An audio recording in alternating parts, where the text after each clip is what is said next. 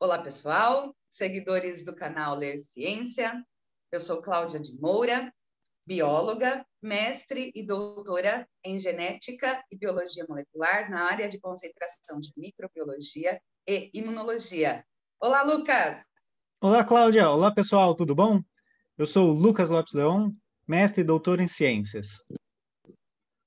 Muito bom. Gente, o vídeo de hoje a gente vai deixar um pouquinho o coronavírus de lado. Vamos falar de outras coisas, porque a vida tem que seguir e a conscientização deve continuar a respeito das mais diversas áreas da saúde. Então, o vídeo de hoje é a respeito do Plano Nacional de Imunização. Não só esse vídeo, a semana que vem faremos outro também a respeito das vacinas que são disponibilizadas hoje aqui no Brasil. O vídeo de hoje ele tem mais um histórico, né, Lucas? Isso, a gente vai falar um pouquinho do histórico da vacinação, como que surgiu as campanhas de vacinação no Brasil, né? E aí é interessante a gente ver como que as campanhas foram instituídas no nosso país. A gente fala dos casos, do surgimento da vacina com alguns pesquisadores, né?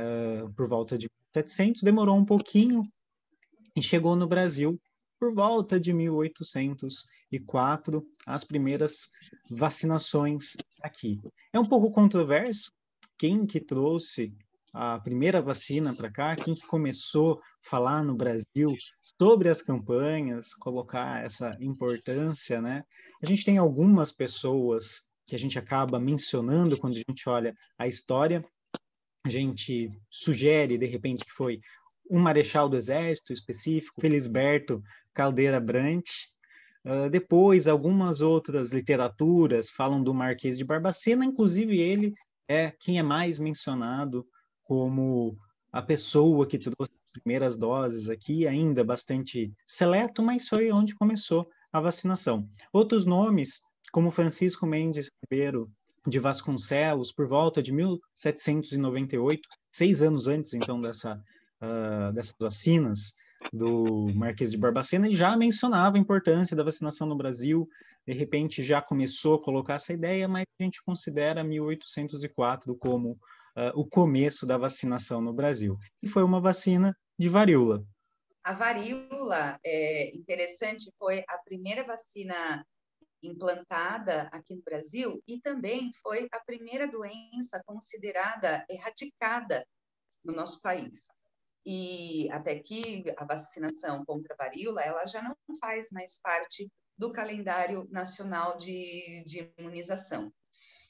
Vale lembrar que a intenção da vacinação sempre foi tentar minimizar os danos ou prevenir a população contra doenças consideradas previsíveis e doenças graves, né?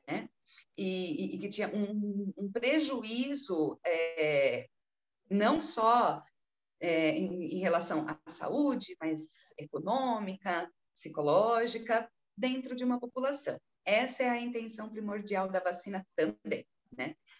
Em relação à varíola, interessante que hoje, a galera de hoje em dia, acho que nem sabe, nunca viu um indivíduo com varíola, ou pouco já se ouve falar sobre varíola, porque já faz tempo que ela não acontece mais. Ainda bem que faz tempo que ela não acontece mais, porque ela é fatal e ela deixa um aspecto, uma situação, o indivíduo sofre muito. Porque a varíola é considerada hoje uma arma biológica, né? Ela até pode ser listada aí como uma arma de bioterrorismo.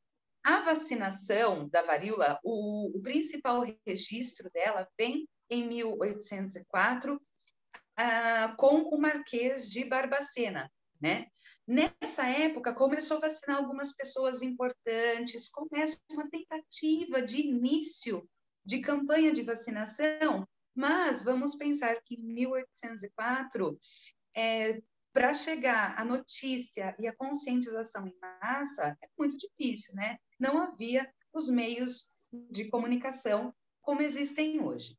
A erradicação da varíola só foi possível na década de 70. mais especificamente em 1977, quando foi considerada doença erradicada. Mas levou 20 anos para isso acontecer, porque foi em 1956 que a Organização Mundial de Saúde pensa em fazer uma grande campanha global para a erradicação da varíola. A erradicação da varíola acontece só na década de 70 e isso trouxe um grande alívio não só para o nosso país, mas em toda a parte do mundo, dada a importância e a gravidade, principalmente dos sintomas que a varíola traz e por ser considerada uma doença fatal, né? Mas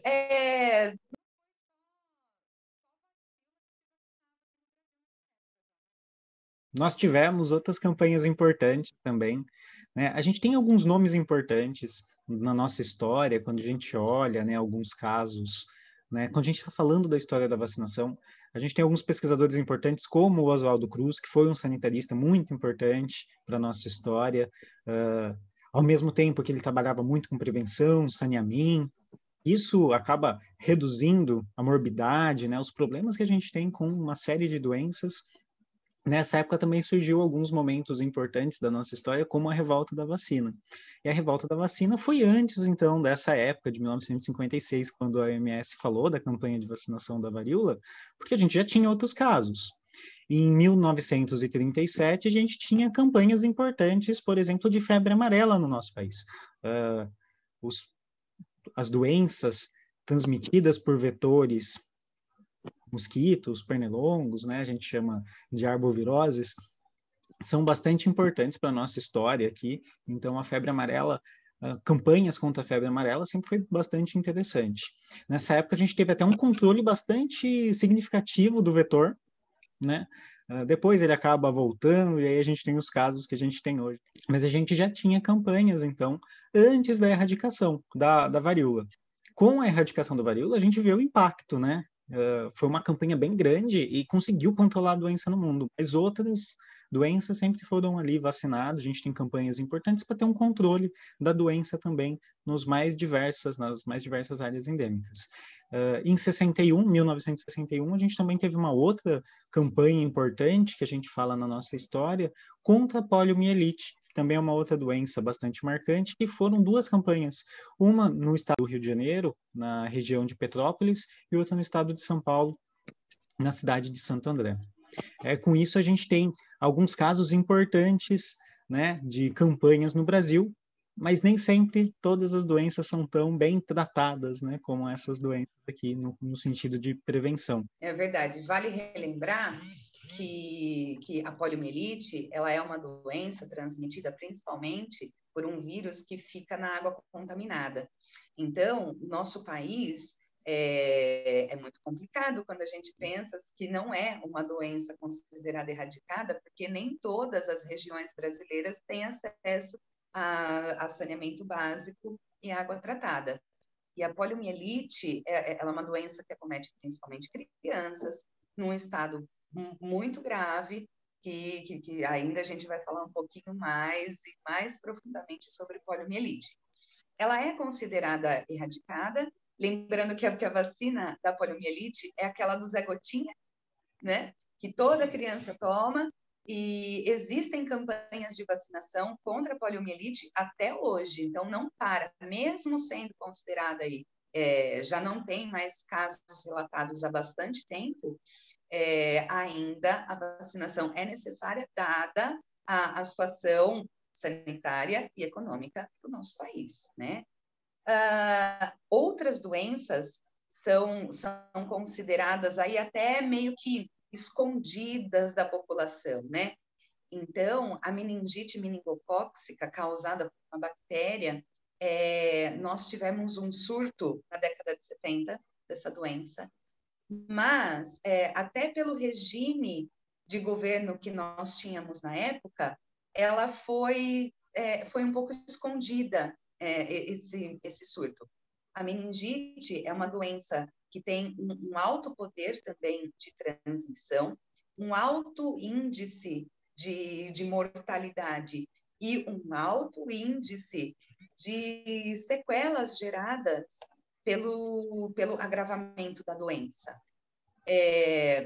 A vacinação contra a meningite hoje, ela é efetiva, né? Mas ainda existem alguns casos bem isolados. Então, um surto como foi observado na década de 70, até pela ditadura militar, não era interessante que a população ficasse alarmada a respeito disso, mas a vacinação ainda continua, e ela faz parte do calendário nacional de imunização.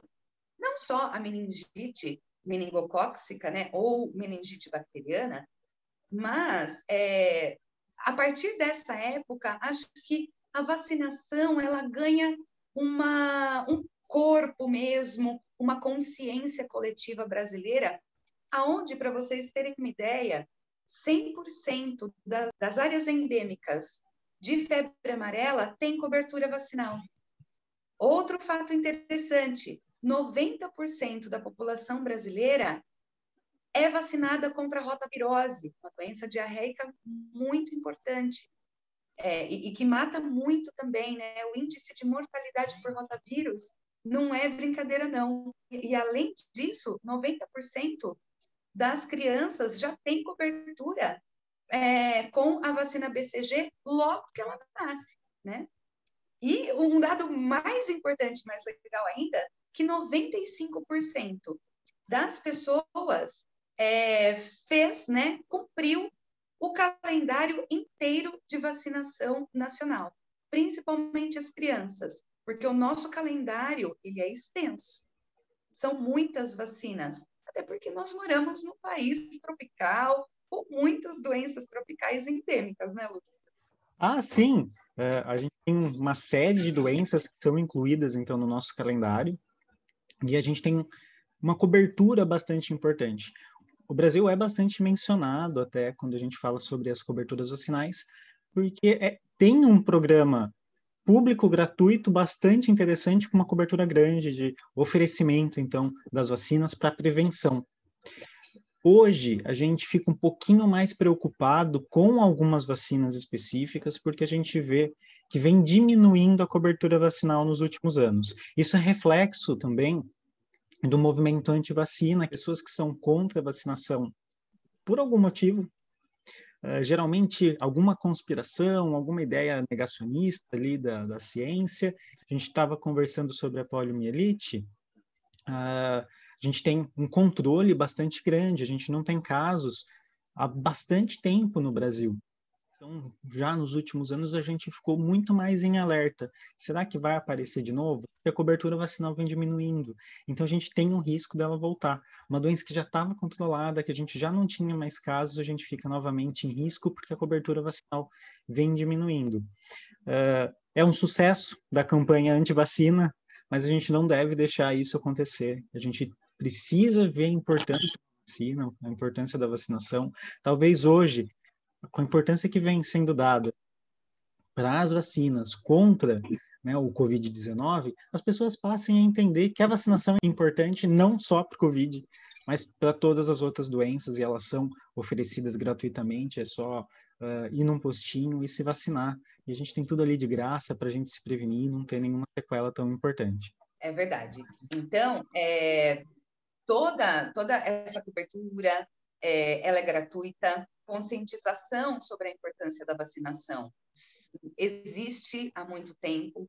As pessoas sempre seguiram à risca o calendário, até porque pais e mães, quando são contratados para um emprego, dependendo do regime, né? Por exemplo, o CLT, é exigido quando o pai e uma mãe têm que mostrar a carteirinha de vacinação dos seus filhos. Então, é um dever de cidadão, né? Então, os vídeos seguintes, nós vamos mostrar as principais doenças que o Plano Nacional de Imunização cobre, porque a gente acha importante, como as doenças já não acontecem com uma certa frequência nos últimos 20 anos, muitas mães e pais hoje estão vacinando seus filhos sem saber contra o que exatamente. E às vezes não dá muita importância, porque nem conhece a doença. Então, para os seguidores, o vídeo que vem a gente vai mostrar um pouquinho da característica dessas doenças que o Plano Nacional de Imunização cobre, para ver se vocês não querem ser infectados, né? Ou permitir que seus filhos sejam infectados por esses agentes patogênicos e, principalmente, que essas doenças voltem, né? Exatamente, a ideia é prevenir, e não só a nossa família, aqueles que a gente quer bem, mas também proteger toda a comunidade. A diminuição da cobertura vacinal expõe, inclusive, as pessoas que não podem ser vacinadas por algum motivo a riscos específicos. Então, é um dever de cidadão se vacinar também. É isso aí. Então, gente, deixa um like, deixa um comentário, deixa uma dúvida e a gente se vê semana que vem. Um beijo para todos, um beijo, Lucas, e pelo amor de Deus, agora fique em casa, hein? Tchau, tchau, pessoal. Tchau, tchau, Cláudia.